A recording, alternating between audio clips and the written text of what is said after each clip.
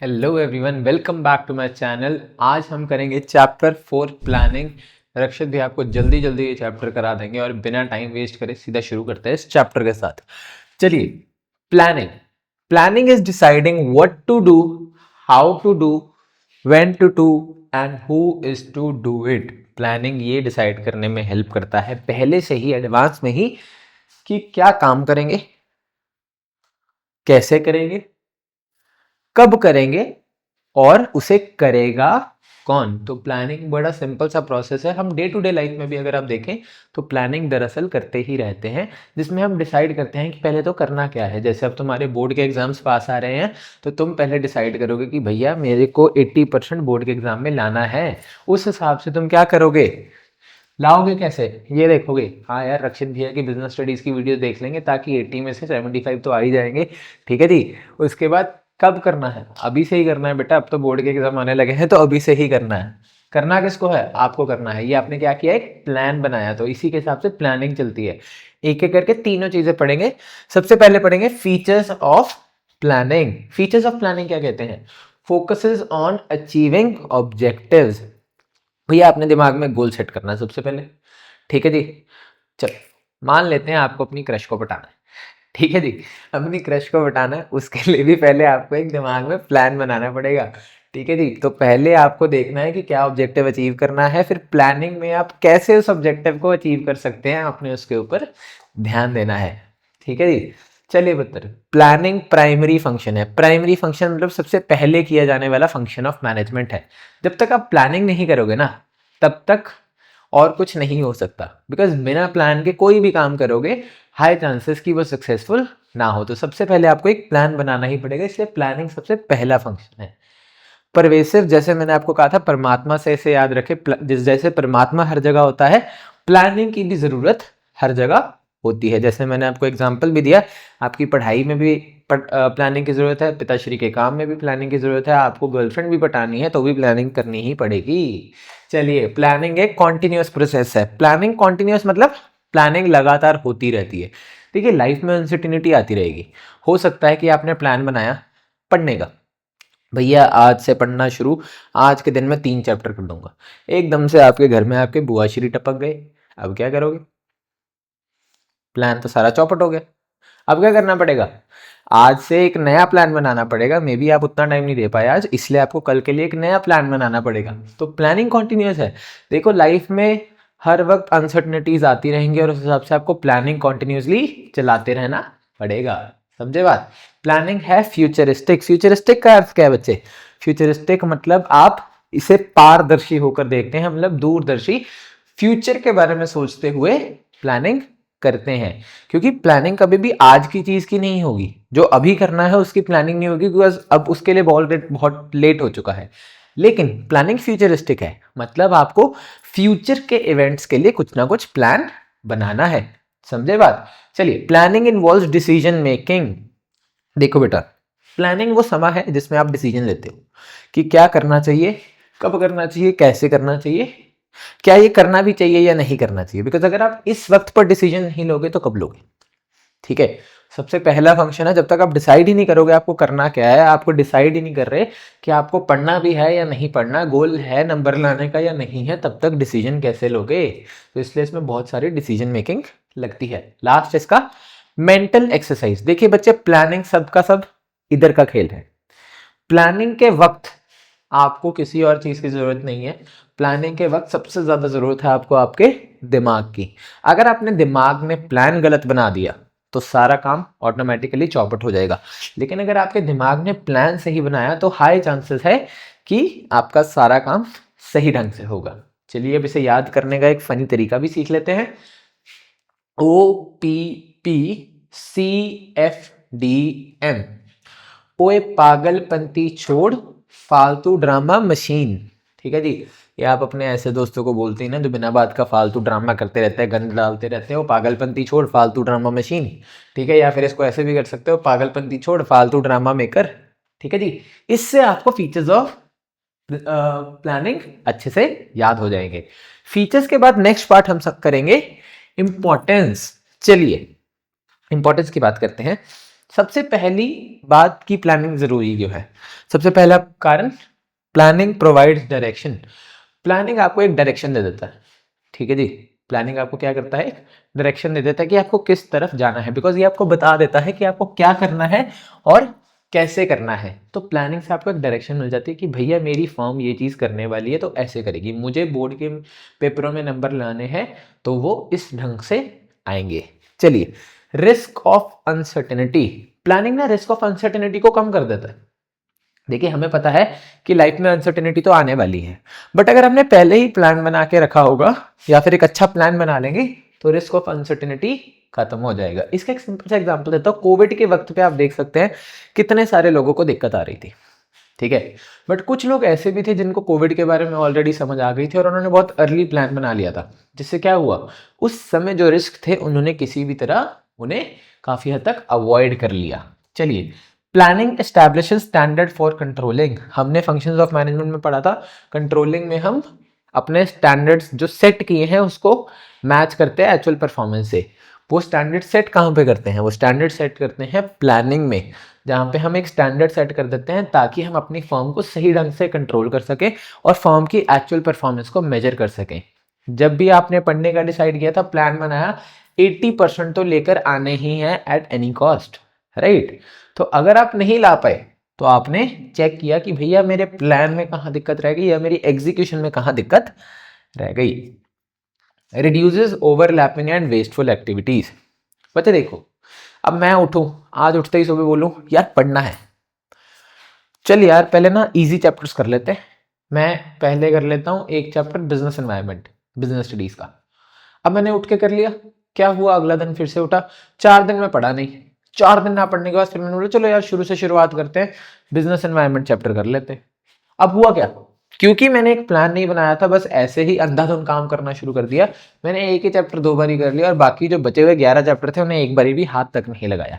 तो क्या होता है, जब आप प्लान सही ढंग से बनाए तो आप ओवरलैपिंग को रिड्यूस कर लेते हैं और फालतू की एक्टिविटीज बीच में से निकल जाती है। तो जो आपने 4 दिन बर्बाद भी किए होंगे, अगर आपने सही प्लान बनाया तो वो 4 दिन आप बर्बाद भी नहीं करोगे। चलिए, planning facilitates decision making. Facilitates decision making, simple सा पॉइंट, जितने भी आपने डिसीजंस लेने हैं आप देख सकते हैं, जैसे इधर डिसीजन मेकिंग की बात की थी, तो डिसीजन मेकिंग अगर आप सही ढंग से प्लान बनाएंगे तो आराम से अपनी फर्म के लिए डिसीजंस ले पाएंगे। Promotes innovative ideas. देखो, अगर प्लानिंग के वक्त आपको सही लोगों को बिठाएंगे, आप अपने साथ उन लोगों को बिठाएंगे जो इनोवेशन के लिए रेडी हैं, इनोवेटिव आइडियाज प्रोवाइड करने के लिए रेडी हैं, तो बहुत बारी प्लानिंग करते वक्त ही आपके दिमाग में इतना एक क्रेजी सा आइडिया आ जाता है कि आप उसे अच्छे से कर पाते हैं। ठीक है जी। चलिए, अब इसको याद करने का तरीका, DRSODI, doctor Sodi. Importance of planning क्या भैया? डॉक्टर सोडी। ठीक है जी। D माने डायरेक्शन, R माने रिस्क, S माने स्टैंडर्ड, O से ओवरलैपिंग, D से डिसीजन और I से इनोवेटिव। चलो मूव ऑन करते हैं इस तरफ, लिमिटेशंस की तरफ। चलिए, पहली limitation, may not work in dynamic environment. अब बच्चे, कई बार एनवायरनमेंट जरूरत से ज्यादा डायनेमिक हो जाता है, मतलब चीजें बदलती रहती है और almost daily basis, in fact hourly basis पर बदलती रहती है।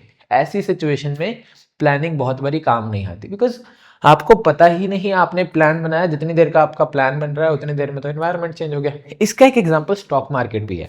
अब आप अगर देखें स्टॉक मार्केट में आपको हालात नहीं पता लगते और बहुत बारी आप देखते हैं कि जो डेली ट्रेडर्स हैं वो बहुत ज़्यादा नुकसान कर लेते हैं, इवन दो वो एक बहुत अच्छा प्लान बनाते हैं। ठीक है, ऐसा क्यों होता है? बिकॉज वो एक डायनेमिक एनवायरनमेंट है, बदलता रहता है। तो कई बारी ऐसे भी लोगों को दिक्कत आती है बिकॉज उन्हें डायनेमिक एनवायरनमेंट में काम करना और प्लानिंग वहां पर काफी हद तक काम नहीं आती। Leads to rigidity. बच्चे, अब होता क्या है, प्लानिंग की वजह से आ जाती है हमारे दिमाग में रिजिडिटी। हम बन जाते हैं घोड़े जिसके आंखों में डाला होता है ऐसे, और वो बस सीधा ही देखता रहता है। अब क्या होता है, अगर मैं एक एम्प्लॉय को प्लान पूरा ऐसे रिजिड दे दूंगा ना कि इसे एज इट इज फॉलो कर, वो क्या करेगा, अपना दिमाग करेगा बंद और वो मुश्किल से ही सही उस काम को करने की कोशिश करेगा। अब चाहे उसे आसान तरीका आता भी होगा करने का, बट फिर भी वो आपके वाला मेथड ट्राई करेगा बिकॉज आपने प्लान उस हिसाब से किया है। ठीक है जी। तो प्लानिंग में बहुत बारी रिजिडिटी आ जाती है जो कि हैंडल करना बहुत बारी मुश्किल हो जाता है। Does not guarantee success. Does not guarantee success का क्या मतलब है? देखो भैया, प्लान बना लिया इसका मतलब ये नहीं कि आप सक्सेसफुल हो ही जाओगे। प्लान तो आजकल बहुत सारे लोग बना रहे हैं। प्लान तब तक सक्सेसफुल नहीं होगा जब तक आप उसे एग्जीक्यूट नहीं करेंगे। अब बुरा मत मानना, बट आपके जो बच्चे हैं आजकल के हमारे, कर क्या रहे हैं? सिर्फ और सिर्फ प्लान बना के बैठेंगे, भैया ये भी चैप्टर कर देंगे, ये भी चैप्टर कर देंगे, ऐसे भी कर देंगे। जब बात आ जाए एग्जीक्यूशन की, वो भैया गर्लफ्रेंड का बर्थडे आ गया था, ओ वो भैया कुछ जाना था, वो दोस्त की पार्टी आ गई थी। अरे भैया जी, जब प्लान बना लिया है, जब तक उस पर वर्क नहीं करोगे तब तक कोई सक्सेस की गारंटी नहीं है। और बहुत बारी तो वर्क अगर कर भी लो तो भी सक्सेस की गारंटी नहीं है प्लान बनने से। तो इसलिए ये सक्सेस गारंटी नहीं करता। चलिए अगला आ गया आपके पास, इन्वॉल्व्स ह्यूज कॉस्ट। बच्चे ह्यूज कॉस्ट माने, देखो जब आप प्लानिंग कर रहे हो ना, तो आपको बहुत सारी चीज़ें देखनी है। यहाँ पे तो हम छोटे लेवल की बात कर रहे थे, बट जब आप एक ऑर्गेनाइजेशन की प्लानिंग करते हैं, आपको देखना पड़ता है आपके पास कितने रिसोर्सेज हैं, क्या क्या लोगों की ज़रूरत है। तो ये एक बहुत ही ज़्यादा लंबा प्रोसेस है, ठीक है। तो इसमें बहुत ज़्यादा पैसा भी लगता है, बिकॉज आपको लोगों को बिठाना पड़ता है जो कि स्पेशल होते हैं प्लान मेकिंग में, और वो मोटे नोट लेकर जाते हैं। तो देखो एक करियर फील्ड में मिल गया, सोचो लॉजिकली, ठीक है जी। तो वो बहुत ज़्यादा पैसा लेके जाते हैं, इसी वजह से ना करते करते इसमें काफ़ी बड़ी कॉस्ट इन्वॉल्व होती है। इसी से एक लास्ट पॉइंट पे पहले मैं आ जाऊँगा, टाइम कंज्यूमिंग प्रोसेस। जैसे कि मैंने बोला, बहुत बड़ी कॉस्ट होती है लेकिन और बहुत ज़्यादा वक्त खाती है। और अब लॉजिकली सोचो, आपका प्लान बनाने में 30 में से 2 दिन लग गए, लेकिन उसके बाद आपका प्लान रद्द हो गया, तो टेक्निकली आपके 2 दिन पूरे के पूरे बर्बाद हो गए। बहुत ज़्यादा टाइम कंज्यूमिंग प्रोसेस है। Last, reduces creativity. बच्चे ये काफ़ी हद तक लीड्स टू रिजिडिटी की तरह है कि जिसमें मैंने एक मैनेजर को बोला कि भैया जी आपने इसको इसी ढंग से करना है, तो क्या होगा कि वो क्रिएटिव एलिमेंट अपना साइड कर देगा और उसे उसी ढंग से करना शुरू कर देगा, और बहुत बारी अपना खुद का दिमाग लगाएगा नहीं, जिससे क्रिएटिविटी फर्म में कम हो जाएगी और नए आइडियाज नहीं आएंगे। अब इसे भी याद करने का एक ईजी तरीका सिखा देते हैं, DRGHCT। DR माने डॉक्टर, GHCT गंध ही तो चलता। ये आप डॉक्टर के पास अपने दिन की प्रॉब्लम, दिमाग की प्रॉब्लम लेने गए हैं, बताने गए हैं कि देखो लिमिटेशन मेरे अंदर क्या है भैया, डॉक्टर गंध ही तो चलता, मतलब मेरे दिमाग में पूरा वक्त गंध ही चलता है, मैं कोई अच्छा काम करता नहीं हूँ। ठीक है जी, चलिए होपफुली आपको ये भी समझ आ गया होगा। And now will be moving on towards the next topic. Before that, अगर आपको डिटेल्ड नोट्स चाहिए तो आपको लिंक बायो में मिल जाएगा, एंड आपको वहां पे हर चैप्टर के डिटेल नोट्स भी मिल जाएंगे। Moving towards the next part, अब हम समझेंगे प्लानिंग का प्रोसेस। जब प्लानिंग के प्रोसेस की बात की जाए, सबसे पहला काम होता है हमारा, देखो अब प्लानिंग के प्रोसेस में ना ऑर्डर नहीं ब्रेक कर सकते, तो मैंने आपको सिखाने का जो तरीका भी है उसको भी एक ऑर्डर में सिखाया है, ताकि आपका सारा काम आसानी से हो सके। सबसे पहला काम है सेटिंग ऑब्जेक्टिव्स। जब भी आप प्लान बनाते हैं, पहला काम क्या करते हैं? पहले तो भैया जी आप एक ऑब्जेक्टिव सेट करते हैं कि हाँ जी मुझे ये काम करना है। जैसे आपको बोर्ड में नंबर लाने हैं, तो आपने अपने लिए एक ऑब्जेक्टिव सेट किया कि मैं बोर्ड्स में 80% लेकर आऊंगा। ठीक है जी, बोर्ड्स में 80% लेकर आऊंगा। नेक्स्ट स्टेप में आ जाता है डेवलपिंग प्रेमिसेस। जब हम बात करते हैं डेवलपिंग प्रेमिसेस की, फिर हम देखते हैं कि भैया जी अब मेरे पास इसमें से क्या क्या रिसोर्सेज अवेलेबल हैं, उस बेसिस पे मैं क्या क्या काम कर सकता हूं। अब मेरे को पता है कि मुझे 80% लाना है, मेरे पास रक्षित भैया की वीडियो है, इससे तो 80 से भी ज्यादा परसेंटेज आ जाएगी। तो यहाँ पे मैंने सारे देखे कि मेरे पास क्या क्या रिसोर्सेज थे जिससे मैं अपना प्लान अच्छे से बना सकता हूं। ठीक है जी, समझ गए। नेक्स्ट में आ गया identifying alternative courses of action. अब देखो मेरे पास एक चीज को करने के बहुत सारे ढंग हैं, बहुत सारे मेथड्स हैं, बहुत सारे प्लान्स बन सकते हैं। तो पहले मैं क्या करूंगा, पहले तो मैं देखूंगा कि क्या क्या प्लान्स बन सकते हैं, किस किस चीज को कैसे कैसे किया जा सकता है। मैं हर चीज की आइडेंटिफिकेशन करूंगा कि हाँ जी भैया मैं सारे ऑल्टरनेटिव कोर्स ऑफ एक्शंस को आइडेंटिफाई कर लेता हूं। जैसे मैं एनसीईआरटी से पढ़ सकता हूं, मैं किसी रेफरेंस बुक से पढ़ सकता हूं, मैं यूट्यूब वीडियो से पढ़ सकता हूं। ये तो मैंने कर लिया आइडेंटिफाई। नेक्स्ट स्टेप में हम करेंगे इवैल्यूएट। इवैल्यूएट का मतलब कि हमने देखना है किस चीज के ज्यादा प्रोज हैं, किसके क्या कॉन्स हैं। कि अगर तो मैं एनसीईआरटी से पढ़ूंगा, प्रो क्या है, मैं ज्यादा देर तक, लंबे समय तक पूरा डिटेल में पढ़ पाऊंगा। लेकिन उसका कॉन क्या है? कॉन ये है कि मुझे वक्त बहुत ज्यादा लगेगा और मेरे पास इतना वक्त है नहीं। फिर अगर आप मेरी वीडियो से पढ़ेंगे तो आप कहेंगे यार भैया ने तो आधे घंटे में सारा चैप्टर करा देना है। ठीक है, भैया सारे फैक्ट्स भी बोल देंगे। तो यहाँ पे प्रोज तो बहुत सारे मिल गए, बट कॉन भी एक आ जाता है कि जब तक आप लिखित में प्रैक्टिस करेंगे नहीं जो मैंने सिखाया है, तब तक आपको प्रॉब्लम आएगी। तो हमेशा उसको प्रैक्टिस भी करना पड़ेगा, याद भी करना पड़ेगा। ठीक है, तो कौन है इसको याद करना पड़ेगा। अब यहाँ पे आपने क्या किया, सारे प्रोज एंड कॉन्स को इवेल्युएट कर लिया। समझ गए इतनी बात। अब जब आपने सारे प्रोज एंड कॉन्स इवेल्युएट कर लिए, अब आप क्या करेंगे, अपनी मर्जी से एक ऑल्टरनेटिव को कर लेंगे सेट, या फिर जिसको हम कहते हैं सिलेक्ट। अब मुझे बेस्ट ऑल्टरनेटिव लगा कि यार रक्षित भैया से पढ़ेंगे, 80 क्या 90% भी आ जाएंगे, जैसे रक्षित भैया हर चीज को एग्जाम्पल के साथ समझा रहे हैं। ठीक है जी, थोड़ी ज्यादा तारीफ होगी खुद की, बट ठीक है, चलता है थोड़ा बहुत कभी कभी। ठीक है जी, चलिए अब समझ क्या है इससे कि हमें बेस्ट ऑल्टरनेटिव को सिलेक्ट करना है। ठीक है, तो जो मुझे लगता है मेरे लिए बेस्ट ऑल्टरनेटिव है, मैंने उसे कर लिया सिलेक्ट। अब सिलेक्ट तो हो गया बेटा जी, जब तक प्लान को इंप्लीमेंट नहीं करोगे तो प्लान हो जाएगा यूजलेस। अब आप क्या करेंगे, प्लान को इंप्लीमेंट करना शुरू करेंगे। मान लेते हैं आपने चूज किया कि मुझे एनसीईआरटी से पढ़ना है। जब आपने सोचा कि एनसीईआरटी से पढ़ना है, अब आप पहला पन्ना खोलेंगे, उसको पढ़ना शुरू करेंगे, जहां पे आप प्लान में इंप्लीमेंटेशन भी शुरू कर देंगे। आखिरी काम हो गया आपका फॉलो अप एक्शन। देखो बच्चे, बहुत बारी जरूरी है कि हम प्लान के साथ ट्रैक पर चलें। अब मैंने प्लान तो बना लिया कि मेरे को दिन में 2 चैप्टर करने हैं, तो उस हिसाब से मुझे ये भी देखना पड़ेगा क्या मैं प्लान के मुताबिक चल भी रहा हूं या नहीं। अगर मैं प्लान से थोड़ा बहुत इधर उधर डगमगा रहा हूं, तो उस हिसाब से मुझे क्या फॉलो अप एक्शन लेने की क्या जरूरत है, उस हिसाब से मेरे को प्लान में क्या चेंजेस करने की जरूरत है, ये सब हम करते हैं फॉलो अप एक्शन में। अब रक्षित भैया बैठे हैं तो याद करने का भी इजी तरीका सिखा देंगे। सबका फर्स्ट लेटर देख लीजिए, SDIESIF, SDIESIF। Study daily, ignore excuses, succeed in future. भैया लाइफ का फंडा भी बता दिया, प्लानिंग का प्रोसेस भी एक ही साथ बता दिया। रोज पढ़ो, बहानों से बचो, इग्नोर करो एक्सक्यूजेस को, तभी फ्यूचर में सक्सीड करोगे। ठीक है जी, ऐसी बात नहीं है कि सिर्फ पढ़ के सक्सीड करोगे, बट हाँ पढ़ाई लिखाई भी बहुत ज्यादा जरूरी है। तो इसलिए रोज पढ़ो, एक्सक्यूजेस को इग्नोर करो, ताकि आप फ्यूचर में सक्सीड कर सको। इससे आप समझेंगे प्लानिंग के प्रोसेस को। चलिए, इसी के साथ खत्म होता है हमारा प्लानिंग का प्रोसेस। नेक्स्ट है, हमने समझने हैं टाइप्स ऑफ प्लान्स जो हमारे पास होते हैं। तो देखिए 3 टाइप के प्लान्स हैं, आगे उसके नीचे सब कैटेगरीज में बहुत सारे प्लान्स आ जाते हैं। सबसे पहले हमारे पास आ जाता है neither standing nor single use plan.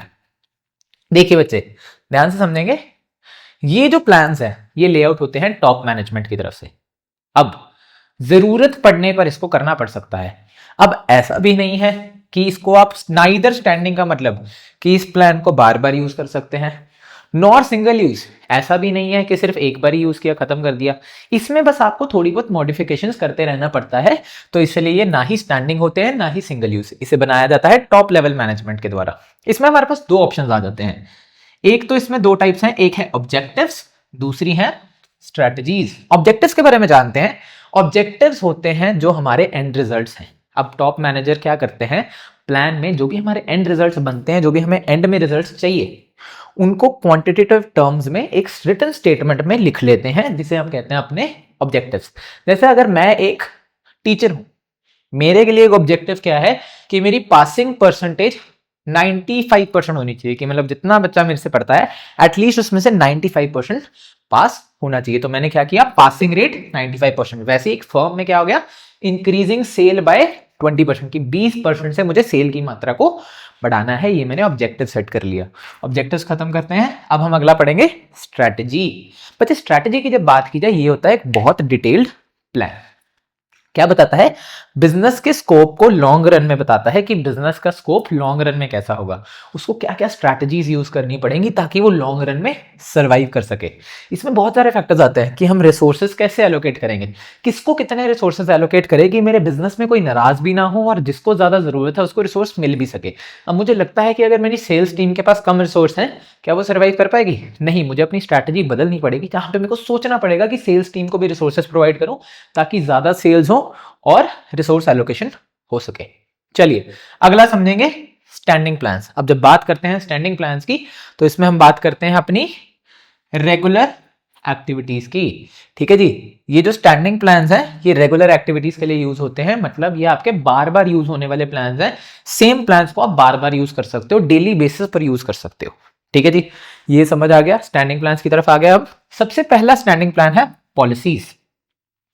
बच्चे पॉलिसीज कुछ जनरल गाइडलाइंस होती हैं, जो सिचुएशंस आपको पता है कि भैया हमारी फर्म में बार बार आने वाली हैं, ठीक है, उसको लेके कुछ पॉलिसीज बना दी जाती हैं, जनरल गाइडलाइंस बना दिए जाते हैं कि ऐसी सिचुएशन आने पे आप ये कर लेना जी, ठीक है जी। अब हर फर्म की अपनी एक पॉलिसीज होती हैं। अब पॉलिसीज की एक अच्छी बात क्या है, ये थोड़ी सी फ्लेक्सिबल भी है, इसको आप अपने हिसाब से बदल सकते हैं। पॉलिसीज में हमारे पास एग्जांपल है जनरल गाइडलाइंस में रिटर्न पॉलिसी। अब देखिए हर फर्म की एक रिटर्न पॉलिसी होती है, कईयों की होती है नो रिटर्न पॉलिसी की हम किसी तरह का कोई रिटर्न करेंगे ही नहीं, कई कहते हैं कि 7 दिन के अंदर अंदर रिटर्न कर लेंगे, कुछ लोग कहते हैं कि हम रिटर्न करेंगे नहीं, उसके बदले सिर्फ आपको कोई वाउचर दे देंगे कि आप हमारी तरफ से शॉपिंग कर लें, एक्सचेंज कर देंगे, ठीक है जी। तो हर एक की अपनी अपनी रिटर्न पॉलिसी है। अब बहुत बारी आपने एक चीज देखी है, मैनेजमेंट से बात करके आपने देखा है बहुत लोग क्या करते हैं, रिटर्न पॉलिसी को थोड़ा बहुत मैनिपुलेट करवा लेते हैं कि यार भैया आपके रेगुलर कस्टमर है, प्लीज रिटर्न पॉलिसी हमारे हिसाब से बदल दो ना यार, ठीक है। तो तभी कहते हैं पॉलिसीज जो है वो जनरल गाइडलाइंस है, जरूरत पड़ने पे उसे टॉप लेवल मैनेजर थोड़ा बहुत ऊपर नीचे कर सकते हैं, बट मोस्टली गाइडेंस आपको ये प्रोवाइड कर देती है कि ऐसी सिचुएशन में करना क्या है, समझे। अगला हम समझेंगे प्रोसीजर। बच्चे अब हर चीज को करने का एक क्रोनोलॉजिकल ऑर्डर होता है, ठीक है जी। अब जैसे मुझे अगर काम करना है कोई भी, सबसे पहला काम मैं करूंगा, पहले अपने बेड से उठूंगा, उठ के अपने चप्पल पहनूंगा, बाहर जाऊंगा, कुछ टहलूंगा, उसके बाद सोच विचार के काम करूंगा। ये मैं क्या कर रहा हूं, एक प्रोसेस को फॉलो कर रहा हूं, स्टेप बाय स्टेप हर चीज हो रही है। अब जैसे आप मैनेजमेंट की भी बात करें, फंक्शंस है मैनेजमेंट के, सबसे पहले आप प्लान बनाते हैं, उसे ऑर्गेनाइज करते हैं, स्टाफ करते हैं। अब प्रोसीजर्स को बदला नहीं जा सकता। अब आप कहें कि मैं पहले स्टाफिंग कर लूं, पहले बंदों को हायर कर लूं, उसके बाद देख लूंगा कौन से बंदे को किस जगह पे डालना है, ऐसे काम नहीं चलेगा ना। तो इसलिए एक प्रोसीजर फॉलो करना पड़ता है हमें चीजों को करने का। अब वो प्रोसीजर लिखा होता है कि भैया इस स्टेप को ऐसे करें, इस स्टेप को ऐसे करें, इस चीज को ऐसे करें, ये हमारे प्लान्स का ही एक हिस्सा है। उसके बाद नेक्स्ट आपके पास आ जाते हैं मेथड्स। बच्चे देखिए एक काम को करने के बहुत सारे मेथड्स हैं। एग्जाम्पल लेके चलता हूं, मान लेते हैं मुझे घर पे पार्टी करनी है, ठीक है। अब दो ऑप्शन है मेरे पास, या तो पार्टी पे जो मैं डेकोरेटर है उसे बुला लूं और उसे कहूं भैया सारी डेकोरेशन कर दो मेरी दीवार की। अब मुझे लगा कि इसमें मेरा टाइम बच जाएगा, क्योंकि मेरा टाइम नहीं जाएगा, बट कॉस्ट थोड़ी सी जाएगी, बिकॉज अगर मैं अपना काम खुद नहीं कर रहा, मेरे को किसी को पैसा ज्यादा देना पड़ेगा वो काम करने के लिए। दूसरा ऑप्शन मेरे पास क्या है, दूसरा ऑप्शन है कि मैं खुद उस काम को कर लूं, ठीक है। उस केस में मेरी कॉस्ट तो कम लगेगी, जहां पे वो 10,000 लेके जा रहा है शायद मैं काम 6-7 हजार में कर लूं, बट मेरा वक्त ज्यादा लगेगा। अब मुझे ये देखना है मेरे हाथ में ज्यादा है क्या। अगर तो मेरे हाथ में ज्यादा पैसा है तो मैं अपना वक्त बचा सकता हूं, अगर मेरे हाथ में पैसा कम और वक्त ज्यादा है तो मैं दूसरा मेथड चूज कर सकता हूं जिसमें मैं खुद डिजाइन करूं। तो हम क्या करते हैं, टाइम मनी कॉस्ट के बेसिस पर एनालाइज करते हैं और अलग अलग मेथड्स देखते हैं और फिर बेस्ट मेथड अपने लिए चूज कर लेते हैं। लास्टली आ गया रूल्स। बच्चे रूल्स तुम लोग तो बहुत अच्छे से समझते हो, बिकॉज तुमने आज तक जिंदगी में रूल्स तोड़े ही हैं मेरे को तो लगता है, ठीक है जी। तो चलिए क्या किया जा सकता है, क्या नहीं किया जा सकता। बच्चे रूल्स होते हैं स्ट्रिक्ट, इनको ब्रेक करोगे तो कॉन्सिक्वेंसेस होंगे। इसमें बताया जाता है क्या करना है क्या नहीं करना। फर्म में आए हैं वक्त पर आना है, ये एक रूल है, ये कोई पॉलिसी नहीं है, ये एक रूल है। नहीं आएंगे तो कॉन्सिक्वेंस हो सकता है, सैलरी कट सकती है।